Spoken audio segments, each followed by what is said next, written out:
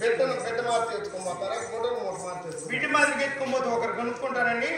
గుడ్లలో మూట కట్టుకొని ఎత్తుని పెట్టుకోపోతే ఇది కాదనుకున్నాను కదా.